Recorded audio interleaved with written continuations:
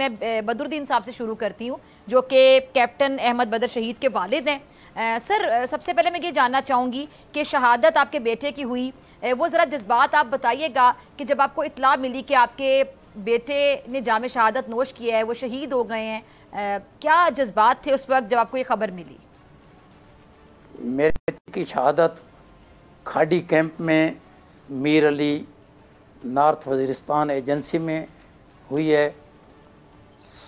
16 मार्च 24 को सुबह सवेरे तकरीबन 6:05 पे जो कुछ मुझे इतलात मिली हैं, वहाँ पे दहशतगर्दों ने एक गाड़ी अमनीशन से भरी हुई आके सड़क पे ब्लास्ट की है, जिसकी वजह से किले की बाहर की दीवारें और अंदर मकानों की दीवारें और छतें गिरी हैं।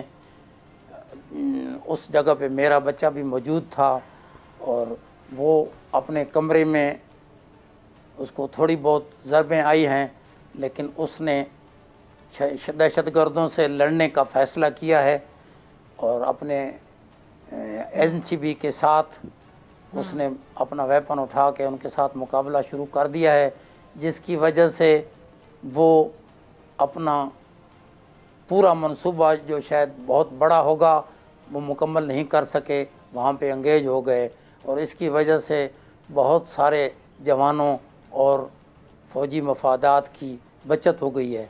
मुझे अपने बेटे की इस दिलेरी पे फ़ख्र है। सिर्फ आपको नहीं, हम सबको, तमाम शोहदा की दिलेरी पर, बहादुरी पर, आपके बेटे की दिलेरी पर, बहादुरी पर फ़ख्र है। शहीद की कोई ऐसी बात जो आपको बहुत याद आती हो? उसके बाद मैं 9 मई के हवाले से भी आपके जज्बात जानना चाहूँगी और बाकी मेहमानों को भी शामिल गुफ्तगू करूँगी। सबसे पहले शहीद कैप्टन अहमद बदर की कोई ऐसी बात जो आपको बहुत याद आती हो? अकलौते बेटे की बहुत बात तो उसका प्यार ही है जो हर वक्त याद आता है।